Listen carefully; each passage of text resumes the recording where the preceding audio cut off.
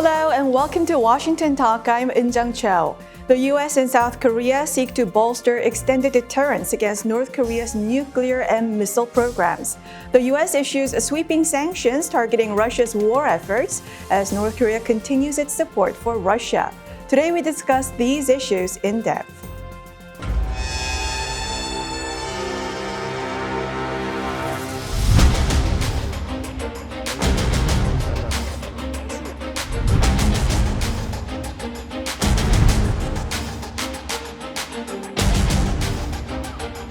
And we're increasing our trilateral defense cooperation, including sharing missile warning data in real time.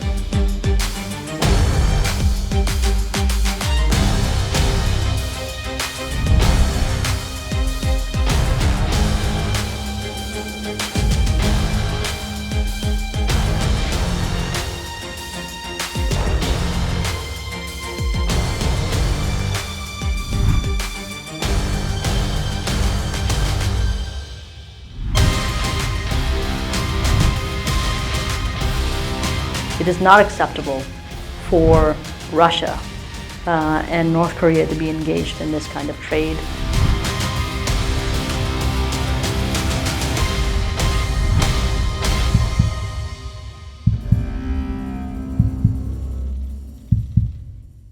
In the studio with me, Ms. Mary Beth Long, a member of the Leadership Council for Women in National Security. Ms. Long served as Assistant Secretary of Defense for International Security Affairs and Chairman of NATO's high-level group on nuclear issues. Ms. Long was an operations officer for the Central Intelligence Agency. Also joining us, Mr. Anthony Ruggiero, Senior Director at the Foundation for Defense of Democracies. Mr. Ruggiero was the National Security Council Senior Director for Counterproliferation and Biodefense during the Trump administration. He was also NEC Director for North Korea. Welcome to the program. Now, Ms. Long, the second round of nuclear consultative group between Seoul and Washington was held. It's been 5 months since the first meeting. How concrete has the extended deterrence discussions has become? My understanding is with 2 meetings in 6 months, fairly concrete. And in fact, they're evolving. My understanding is the most recent meeting, there was a meeting of the minds on the way forward. They're really working through making sure there's mutual understandings of how they're going to proceed. And I think the next meeting is already on the calendar and scheduled. So things are concretizing and they're working through a lot of the initial sort of the framework for how to proceed. So it's all very positive. So all of it is mostly confidential. How will we know how much progress has been made during the discussions? Well, there's actually a lot of things that you'll see in how they're operating with one another. One of the things I think that my understanding is they're working on is how to make sure that the communication and the infrastructure between the two organizations are integrated. So it won't be announcements, but you will see, I believe, more meetings and then some spin-off meetings where they get to specifics on specific criteria and the ways that we'll operate together. Mr. Ruggiero, South Korean government said that the Nuclear Consultative Group is about joint nuclear planning and joint execution, whereas senior Biden administration officials said that the Biden administration does not see this as a de facto nuclear sharing. So is the NCG largely the idea is for the U.S. to manage the nuclear weapons and for South Korea to support with conventional weapons? Right. I think primarily this is a group to make sure, that the two sides are communicating on what we would do in a conflict scenario. It's important to remember why this was necessary because of North Korea's, really belligerent comments about how they would use nuclear weapons, and really that the South Koreans made an additional commitment to not pursue a nuclear weapons program. But, the leadership in Seoul right now and probably in the future is looking at the entire landscape and looking at, unfortunately, the declining nuclear non-proliferation regime where you have Iran on the nuclear threshold, you have Saudi Arabia wanting enrichment. South Korea is going to start to ask a lot of tough questions of the United States going into the future of, what should their position be within the nuclear non-proliferation regime. So some critics in South Korea, as you say, that South Korea has committed to not pursue nuclear weapons in the Washington Declaration, and they see the critics in South Korea see the Washington Declaration as a roadblock to South Korean nuclear pursuit, a nuclear shekel, some people say. Well, things are becoming more complicated. The United States right now and into the future is doing something unprecedented, having to deter two nuclear peers. We've never had to do that in China and Russia. In the Cold War, it was just Russia. And now we have these rogue regimes, or whatever you want to call them, North Korea now, likely Iran in the near distant future. All four of those programs are directed at the United States and our allies and our troops in the region. And so as you see that, there are questions in Seoul and probably in Tokyo and some other capitals in the Middle East about the reliability of the U.S. nuclear umbrella. And so those questions are going to become more and more complicated. The way I like to term it is the last 20 years the U.S. spent trying to deter and roll back rogue regimes from getting nuclear weapons. The next 20 may be conversations with our own allies about whether they should move down the nuclear weapons pathway. And that conversation really has just started with South Korea, and it will likely start with other countries too. So just numerically, you point out those four nations' nuclear weapons targeting the United States. So if the United States have allies also having nuclear weapons, just numeric-wise, that would be beneficial.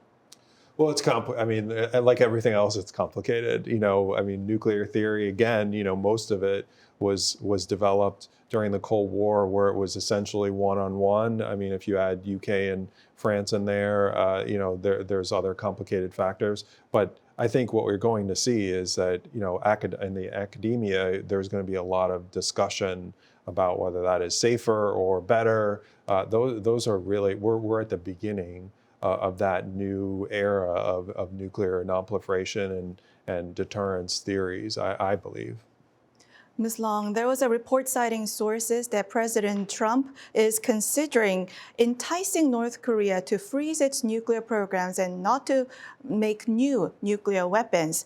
And the article puts it as President Trump was considering overhauling North Korea policy. But didn't we see this idea of nuclear freeze, of arms reduction, of disarmament also floated in previous administrations as well? Well, yes, we have. And in fact, I believe that President Trump came out and said this is not what he's thinking.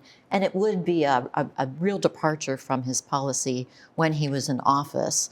As you know, basically since 1994, our approach to North Korea has been a series of freezes and then sanctions lifting or aid giving in order to incentivize North Korea.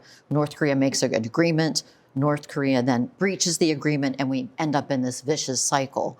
One of the things I think that the non-nuclear peninsula that Trump advocated, no one knows that better than Anthony, was a real departure from that cycle of repeating over and over again this jerking back and forth between violation of agreements, incentivizing or attempting to incentivize North Korea, and ending up with an advanced program anyway. So I'm confident that hopefully the next president will have a clearer view that cycle of this freezing has not benefited anyone in the past.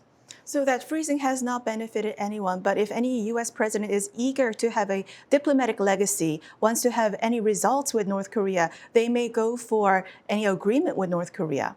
Well, the agreement has to be a game changer, not an agreement of the status quo, which is North Korea keeps its programs, North Korea gets aid or sanctions relief, and North Korea violates the whatever agreements there are, and the programs advance. That's been the status quo of these freezes in the past. We can't continue that cycle. So, Mr. Ruggiero, there was a reporting about President Trump considering this idea. There were many U.S. experts who actually wanted to get disarmament talks with North Korea. Given North Korea's sophistication of nuclear weapons and given how far it has advanced, so do you think there is any chance in the future U.S. administration, whether it be President Trump or whoever, that explicitly they state that the goal is not denuclearization but a nuclear freeze with North Korea? Well, I think looking at the two front runners, let's just do it from that perspective, whether it's a second term for President Biden or a second non-consecutive term for President Trump, in 2025. Neither of them have any leverage for a nuclear deal right now. The sanctions have atrophied since really 2018, 2019. President Biden has continued that. I know the administration would argue against that, but if you deep dive, as I have, into the sanctions, there's no leverage there. Kim likes the status quo. There's no reason for him to change. He's, stealing 1.7 billion in crypto. He's shipping arms to Russia. We allegedly, the U.S. says that that's important to us in terms of helping Ukraine win that war, but yet we do almost nothing to stop North Korea helping in that scenario. I go back to the global nonproliferation process here. For those who advocate for a freeze now, the simple question I have to them is, what lesson does that show to Iran? Because the lesson it shows is that we have accepted North Korea as a nuclear weapons state.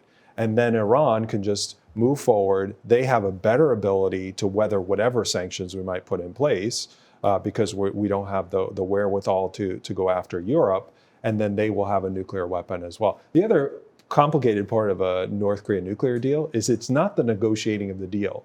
It's the negotiating of the verification process, which really tripped up the W. Bush administration. And North Korea knows that whether it's Biden or Trump, they can just wait out 4 years and then wait to the next person and maybe get an even better deal. So I don't think that we're going to have a deal under those circumstances unless whichever president gets inaugurated in 25 comes in and restores the sanctions leverage. And what message would it send to South Korea? It could be a green light for South Korea's nuclear armament. Well, I don't think it wouldn't. It would be a basically we have accepted that, and then the South Korean government, whether it's regardless of which party in South Korea, would have to make the determination of, okay, is the U.S. nuclear umbrella going to protect us? How is this going to happen? How is this process going to work when you think about between 25 and 29, where most people are predicting that China is going to invade Taiwan? That's another aspect that's going to be on the U.S. plate. So I think if you're in Seoul or Tokyo or even Taipei or elsewhere in that region and also in the Middle East, you have to ask the question of, is the U.S. going to be able to protect us with all those crises out there? Mm-hmm. And Ms. Long, even though Washington has strong commitment to denuclearization of the Korean Peninsula, some South Koreans are concerned that South Korea shouldn't rely too much on U.S. security guarantee and U.S. nuclear umbrella because South Koreans has seen the presidents Nixon, Carter, and Trump considering pulling out U.S. forces from South Korea. What is your candid advice? My candid advice to the South Korean government, as well as the South Korean people, are patience. Number one, no one knows your security situation better than you do. So always maintain a strong offense and defense and a tough position and a clear position with the U.S. But the U.S., alliances are a little bit like marriages. You may quibble around the margins. We always will use discussions about the nature of our deployments, the nature of our presence in countries, but it doesn't mean that we're going to pull out and abandon. My father actually volunteered for the Air Force for the Korean War.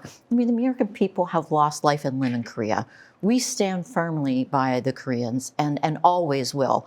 There'll be a dialogue for political reasons, for posturing, but at the end of the day, America will not leave Korea. However, keep the pressure on. Now, I want to move to the sweeping sanctions announced by the Biden administration on the Russian war efforts and the Russian sanctions evasion. And for the first time on the OFAC sanction list includes a South Korean national. Mr. Ruggiero, this is a case where an ally's citizen has breached U.S. sanctions. Do you think Washington and Seoul must have closely coordinated before releasing this list?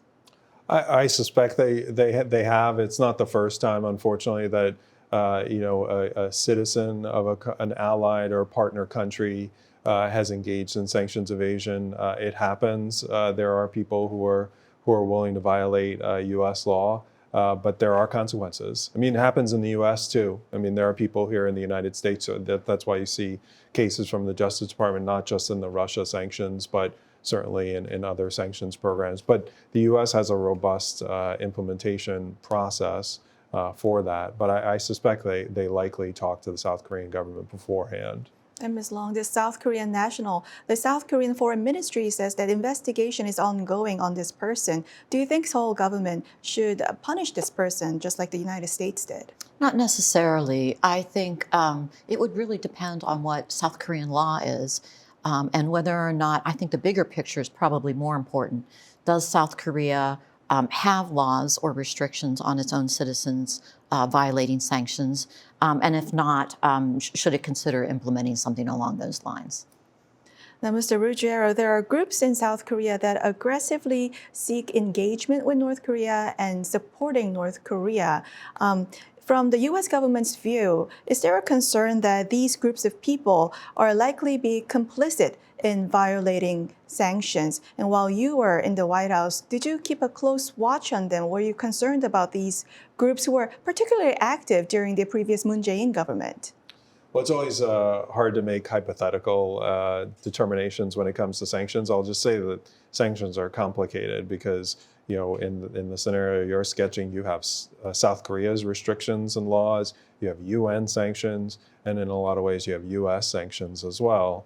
I think there are some people who have a different view of sanctions. We've seen those, whether it's in cases prosecuted by our Department of Justice or as you just asked, on sanctions through OFAC or Treasury that come out. People can have whatever opinion they want, but if they are violating the sanctions or U.S. laws, then those come with consequences. Mm-hmm. And Ms. Long, even though the United States has imposed new round of sanctions on Russia, the Russian invasion of Ukraine is still ongoing, and North Korea has stated that it will launch more spy satellites into space. Do you think, given the circumstances, Russia's support for North Korean development of spy satellites will continue? I do. And in fact, I think Anthony raised it a little while ago. As long as there's no consequences to helping North Korea and no consequences even with the Chinese, Ukraine, Russian involvement with North Korea supplying weapons, there's been very little pressure, frankly, on Kim Jong-un. So as long as that pressure is non-existent, I think those marriages of convenience, if you will continue, and they'll deepen and possibly even broaden. So, Mr. Ruggiero, the latest round of sanctions on Russia also include the shipping companies, Russian shipping companies that had contracts with North Korea. And soon after North Korea launched spy satellite, United States, South Korea, Japan, and Australia synchronized sanctions together for the spy satellite launch. What do you make of Biden administration's sanctions on North Korea? You told me previously that it is not enough.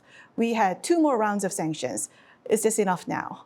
Yeah, I actually think we had 3, right? Because they went after a crypto exchange, right? So we can work backwards. The Russia ones, those would be fine if we had an actual sanctions program. Those are mostly symbolic, going after Russian ships and companies. There's really probably going to be very little impact. Going backwards, yes, it's good that they went after representatives, but these representatives are going to China and Russia. Not a single Chinese or Russian bank, individual, or company were sanctioned. So the Treasury Department expects us to believe that these representatives just went back to China and Russia and worked amongst themselves, didn't work with a single Chinese company or bank, even though they talked about, and these are financial representatives, so they're obviously processing financial transactions. That just shows that that's not a serious effort. And then the effort on the crypto exchange was for transactions that happened in summer and spring of 2022. That is not serious either. The fact that this president is engaged in a domestic political conversation with Congress about whether we should fund more for the Ukraine war, and that this president has still not destroyed North Korea's revenue stream for helping Russia is a serious problem. And no one's talking about it. And we should be forcing Kim to make a different decision. Because right now, status quo works for him. His strategic priorities are not threatened and allows him to do what I call extracurricular activities, which is helping Russia. The way to get at the Russia transaction is to get at his strategic priorities to decrease the revenue he has for importing Lexus goods that was discussed in Japan, or for the nuclear program or for the elites or for the military. We're not doing any of that. So all of these sanctions, they will say, oh, we did this and that and the numbers. But when you deep dive into it, it's not a serious effort. But these days, North Korea's main revenue stream comes from illicit cyber activities from cryptocurrency heist. And that's where the Biden administration really focuses on and sanctions those individuals and entities. And that's where all the focus is on. Whereas maybe a decade ago, maybe North Korea did a lot of transaction financially through Russian and Chinese banks. But now a lot of activities is ongoing on cyberspace. And U.S. government is actually targeting those areas. Well, that's only one aspect, though, right? We know the administration has said this, that the North Korea makes hundreds of millions of dollars a year in overseas laborers. Where does that money go through? It goes through Russian and Chinese banks. We know that. Either it goes through it or it stays in those countries so that North Korea could draw it down like a ledger, right? They're selling coal. They're not allowed to sell coal. That's another millions of dollars. So I agree. The crypto thing, actually, the sanctions may not be the answer. The answer there may be our anti-money laundering and counter-terrorist financing controls, and that's working on. What we need to do is, as I've said before, incentivize Chinese banks. The way you incentivize Chinese banks is to put at risk what they value most. What they value most is the access to the U.S. financial system.